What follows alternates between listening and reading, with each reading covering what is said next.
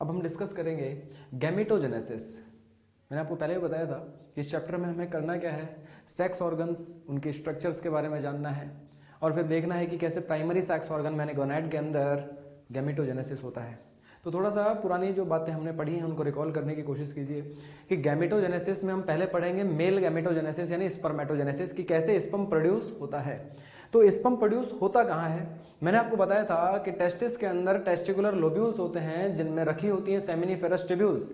उसकी हिस्टोलॉजी भी हमने लास्ट क्लास में पढ़ी थी कि जो सेमिनिफेरस ट्यूब्यूल्स की inner layer of the wall होती है वो क्यूबॉइडल एपिथेलियम, जर्मिनल एपिथेलियम होती है, जो कौन सी सेल से बनी हुई होती है? स्पर्मेटोगोनिया से।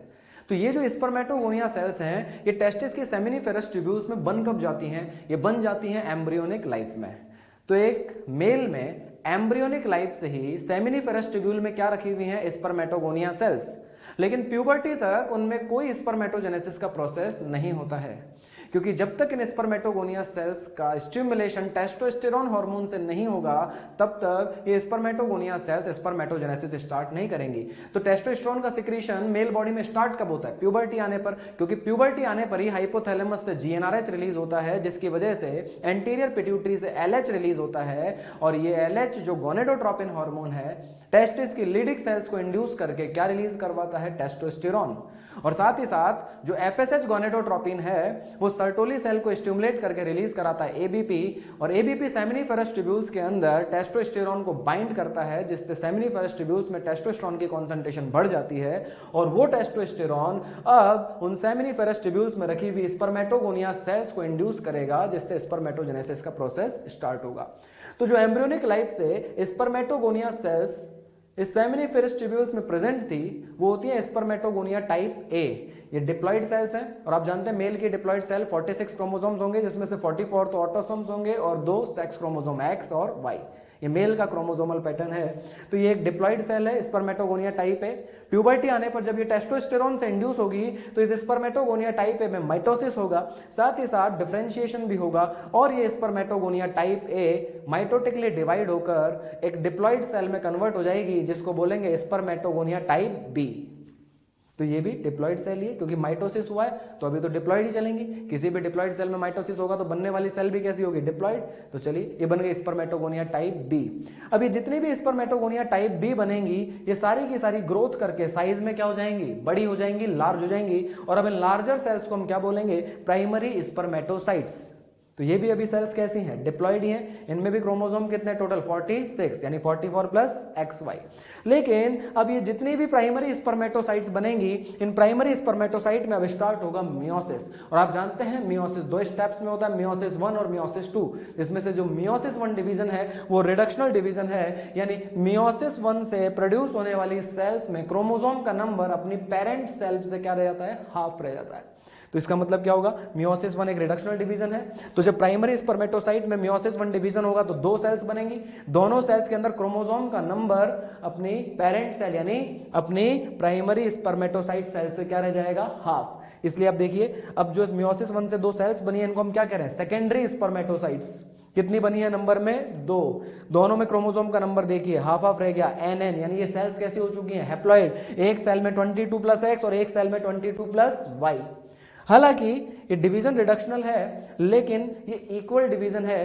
क्यों? क्योंकि यहां पर बनने वाली दोनों सेल्स का जो साइज है, स्ट्रक्चर है वो सेम है, यानी दोनों की दोनों सेकेंडरी स्पर्मेटोसाइट्स हैं, ये साइज में, शेप में बिल्कुल सिमिलर है। इसलिए यहां पर होने वाले मियोसिस 1 डिवीजन को हम क्या बोलेंगे? Reductional and equal division. Reductional क्यों बोला? क्योंकि क्रोमोसोम का नंबर डॉटर सेल्स में अपने पेरेंट सेल से क्या रह गया? हाफ। और इक्वल क्यों बोला? क्योंकि बनने वाली दोनों डॉटर सेल्स आपस में साइज और शेप में एक दूसरे के इक्वल हैं। चलिए तो 2 सेकेंडरी स्पर्मेटोसाइट। एक क्वेश्चन तो यही बन गया कि ड्यूरिंग स्पर्मेटोजेनेसिस सबसे पहले कौन सी हैप्लॉइड सेल अपीयर होती है? तो that is secondary spermatocyte, that is a product of meiosis 1। तो 2 सेकेंडरी स्पर्मेटोसाइट बने। अब आप जानते हैं कि प्रोडक्ट ऑफ मियोसिस 1 में फर्दर क्या होता है? Meiosis 2 division. तो ये दोनों सेल सेकेंडरी स्पर्मेटोसाइट जो कि मियोसिस 1 का प्रोडक्ट है, दोनों में क्या होगा? मियोसिस 2। तो इस सेकेंडरी स्पर्मेटोसाइट से भी 2 सेल्स बनेंगी, इस सेकेंडरी स्पर्मेटोसाइट से भी 2 सेल्स बनेंगी, तो टोटल कितनी सेल्स बन जाएंगी? 4। तो अब आप देखिए ये जो मियोसिस टू डिवीजन होता है ये इक्वेशनल डिवीजन है। इसको इक्वेशनल डिवीजन क्यों बोला है? क्योंकि इस बनने वाली डॉटर सेल्स के अंदर जो क्रोमोसोम का नंबर है वो अपने पेरेंट सेल के इक्वल रहेगा। यानी इसमें भी टोटल क्रोमोसोम कितने थे? 23, और इस वाली सेल में भी टोटल क्रोमोसोम कितने हैं? 23। इसलिए कैसा डिवीजन है? इक्वेशनल। तो अब देखिए ये जो सेकेंडरी स्पर्मेटोसाइट था इसमें क्रोमोसोमल पैटर्न था 22+X, तो इससे मियोसिस 2 से बनने वाली जो दोनों सेल्स हैं उनके अंदर क्रोमोसोम देखिए आप 22+X 22+X। जो ये वाली सेकेंडरी स्पर्मेटोसाइट थी इसमें क्या था? इसमें क्रोमोसोमल नंबर था 22+Y। तो इससे बनने वाली जो दोनों सेल्स हैं उनके अंदर 22+Y 22+Y, यानी हैं ये भी सारी कैसी सेल्स? हैप्लॉइड। तो दो सेल्स तो कौन सी बन गई? 22+X, और दो सेल्स बन गई 22+Y, और इन सेल को कहा जाता है स्पर्मेटिड। ये क्या बन चुकी हैं? ये चारों सेल्स क्या कहलाएंगी? स्पर्मेटिड। अब स्पर्मेटिड से आगे फर्दर कोई सेल डिवीजन नहीं होगा। आगे कोई सेल जितने सेल डिवीजन होने थे हो गए। अब सिंपली क्या होगा कि जितने भी स्पर्मेटिड बने हैं उनमें सेल्यूलर मॉडिफिकेशन होगा और ये एक नॉर्मल सेल से कन्वर्ट हो जाएंगे एक स्पेशलाइज्ड सेल में जिनको बोलेंगे स्पर्म। तो ये क्या हुआ? यहाँ पर जो स्पर्मेटिड था वो एक सिंपली कैसी सेल थी? नॉर्मल सेल, जैसे एक नॉर्मल सेल होती है, लेकिन अब इसके अंदर क्या होंगे? सेल्यूलर मॉडिफिकेशन, ट्रांसफॉर्मेशन, और उसकी वजह से अब ये एक स्पेशलाइज्ड स्पर्म सेल के अंदर कन्वर्ट हो जाएगा। तो फाइनली ये स्पर्म बनके रेडी हो जाएंगे। ये दोनों स्पर्म, सारे स्पर्म हैप्लॉइड होंगे, जिसमें से ये दोनों स्पर्म्स तो कैसे होंगे? 22+X वाले। ये दोनों स्पर्म्स कैसे होंगे? 22+Y वाले। तो देखिए इस पूरी स्पर्मेटोजेनेसिस प्रोसेस को हमने 3 फेजेस में डिवाइड किया: मल्टीप्लिकेशन फेज, ग्रोथ फेज और मैचुरेशन फेज। मल्टीप्लिकेशन फेज में जब स्पर्मेटोगोनिया टाइप ए से माइटोसिस डिफरेंशिएशन होकर क्या बनी? Type B. तो देखिए यहाँ पर माइटोसिस हुआ है, मल्टीप्लिकेशन हुआ है, तो मल्टीप्लिकेशन फेज। जबकि ग्रोथ फेज में कोई डिवीजन नहीं हो रहा है, जितने भी स्पर्मेटोगोनिया टाइप बी हैं वो साइज में ग्रोथ करके बड़ी होकर क्या बन गई हैं? Primary spermatocytes. अब जब प्राइमरी स्पर्मेटोसाइट से मियोसिस 1 स्टार्ट हुआ और up to the formation of sperm, ये पूरी फेज क्या कहलाएगी? Maturation phase. तो देखा जाए तो जो मियोटिक डिवीजन है वो कौन सी फेज में हुआ है? मैचुरेशन फेज में। इसीलिए मियोटिक डिवीजन को मैचुरेशन डिवीजन भी कहा जाता है। सपोज एक क्वेश्चन ये आता है कि what is the product of maturation division 1 during spermatogenesis, तो आपको यहां पर मियोसिस 1 का प्रोडक्ट बताना है, दैट इज सेकेंडरी स्पर्मेटोसाइट। इसी तरह से पूछा जाए कि मैचुरेशन डिवीजन सेकंड से क्या बनेगा, तो स्पर्मेटिड। तो आप चाहे मैचुरेशन डिवीजन बोलें चाहे मियोटिक डिवीजन, क्योंकि मैचुरेशन फेज में ही मियोटिक डिवीजन हो रहा है, तो इन दोनों का मतलब एक ही है। तो कितनी फेज में डिवाइड कर दिया हमने इस पूरी स्पर्मेटोजेनेसिस प्रोसेस को? 3 फेजेस में। दूसरी बात, यहां पर लास्ट स्टेप क्या हुई है? इस लास्ट स्टेप में स्पर्मेटिड ट्रांसफॉर्म हुआ है स्पर्म में। इस स्टेप में आप देखिए कोई सेल डिवीजन नहीं हो रहा है। मैंने कहा था स्पर्मेटिड एक नॉर्मल सेल है जिसमें सेल्यूलर मॉडिफिकेशन और ट्रांसफॉर्मेशन होकर वो किसमें कन्वर्ट हो रहा है? एक स्पेशलाइज्ड सेल स्पर्म में। तो इस सेल्यूलर मॉडिफिकेशन या ट्रांसफॉर्मेशन की प्रोसेस को क्या नाम दिया गया है? स्पर्मियोजेनेसिस। तो मैंने आपको पहले भी बताया था कि स्पर्मियोजेनेसिस क्या है? It is the last step of spermatogenesis in which spermatid transform into sperm.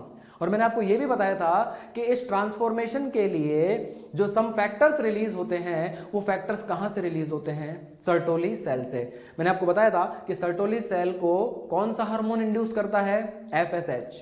और FSH जब सर्टोली सेल को इंड्यूस करता है तो सर्टोली सेल से 2 चीजें रिलीज होती हैं। एक तो ABP का काम क्या होता है? टेस्टोस्टेरोन को बाइंड करके सेमिनिफेरस ट्यूब्यूल में उसकी कॉन्सेंट्रेशन को बढ़ाना ताकि रेट ऑफ स्पर्मेटोजेनेसिस बढ़ सके। और दूसरा मैंने बोला था सम फैक्टर्स जो आपके NCERT में लिखे हुए हैं, ये सम फैक्टर्स वो फैक्टर्स हैं जो सर्टोली सेल से रिलीज होकर इस स्पर्मेटोजेनेसिस की लास्ट स्टेप को यानी स्पर्मेटिड के स्पर्म में ट्रांसफॉर्मेशन को यानी स्पर्मियोजेनेसिस को इंड्यूस करेंगे। That is all about spermatogenesis। थोड़ा सा और यहाँ से क्वेश्चन जान सकते हैं। अगर मैं आपसे यहाँ से क्वेश्चन पूछता हूँ कि how many secondary spermatocytes are required for 100 sperm production, तो आप इसका आंसर दें। एक सेकेंडरी स्पर्मेटोसाइट से टोटल कितने स्पर्मेटिड बने? 2। दोनों स्पर्मेटिड से क्या बनेंगे? एक स्पर्म, यानी टोटल कितने स्पर्म बन गए? 2। तो अगर मैं कह रहा हूं 100 स्पर्म प्रोड्यूस करने हैं तो उसके लिए टोटल कितने सेकेंडरी स्पर्मेटोसाइट? 50, क्योंकि एक सेकेंडरी स्पर्मेटोसाइट से फाइनली कितने स्पर्म बनते हैं? 2। तो 100 स्पर्म्स बनाने के लिए सेकेंडरी स्पर्मेटोसाइट्स कितने चाहिए? 50।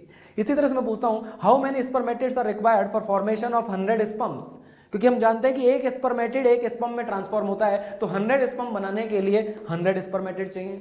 इसी तरह से मैं पूछता हूं how many primary spermatocytes are required for formation of 100 secondary spermatocytes, तो एक प्राइमरी स्पर्मेटोसाइट से 2 सेकेंडरी स्पर्मेटोसाइट बनते हैं, तो 100 सेकेंडरी स्पर्मेटोसाइट बनाने के लिए कितने प्राइमरी स्पर्मेटोसाइट चाहिए? 50।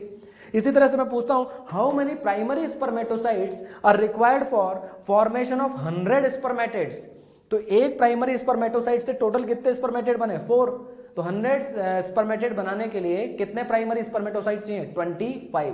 सेम यही question, how many primary spermatocytes are required for formation of 100 sperms? तो अगेन 25।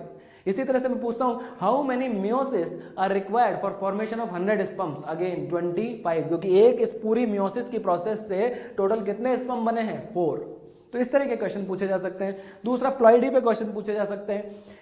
यहां पर जितनी तरह की सेल लिखी हैं इनको अलग अलग ऑप्शन में लिख दिया जाए और आपसे पूछा जाए कि बताइए इनमें से कौन सी सेल डिप्लॉयड है। जैसे मैंने 4 ऑप्शन दिया आपको, सेकेंडरी स्पर्मेटोसाइट, स्पर्मेटेड, स्पर्म और प्राइमरी स्पर्मेटोसाइट। तो इसका आंसर क्या होगा? इन चारों में से डिप्लॉयड कौन है? Primary spermatocyte. तो अब देखें, स्पर्मेटोगोनिया और प्राइमरी स्पर्मेटोसाइट तो कैसी सेल्स है? डिप्लॉयड। और उनसे आगे बनने वाली सारी सेल्स कैसी हैं? हैप्लॉयड। तो एक तो प्लॉइडी पे क्वेश्चन बन सकता है, दूसरा ये कैलकुलेशन पे बेस बन सकता है कि एक प्राइमरी स्पर्मेटोसाइट से कितने सेकेंडरी स्पर्मेटोसाइट बनेंगे, एक प्राइमरी स्पर्मेटोसाइट से कितने स्पर्मेटेड बनेंगे, एक प्राइमरी स्पर्मेटोसाइट से कितने स्पर्म्स बनेंगे। तो इस बेस पे भी क्वेश्चन पूछे जा सकते हैं। एक स्पर्मेटेड से कितना स्पर्म बना? एक। तो 100 स्पर्म बनाने के लिए कितने स्पर्मेटेड चाहिए? 100, 100। इसी तरह से मैं कह रहा हूं, एक सेकेंडरी स्पर्मेटोसाइट से कितने स्पर्म बने? 2। तो 100 स्पर्म्स बनाने के लिए टोटल कितने सेकेंडरी स्पर्मेटोसाइट चाहिए? 50। इसी तरह से मैं कह रहा हूं, एक प्राइमरी स्पर्मेटोसाइट से टोटल कितने स्पर्म बने? 4। तो 100 स्पर्म बनाने के लिए टोटल प्राइमरी स्पर्मेटोसाइट कितने चाहिए? 25। तो इस तरह के क्वेश्चंस जनरल पूछे जा सकते हैं, बहुत ही सिंपल क्वेश्चंस होते हैं, तो इनका आप ध्यान रखिएगा। ये ऑल अबाउट स्पर्मेटोजेनेसिस।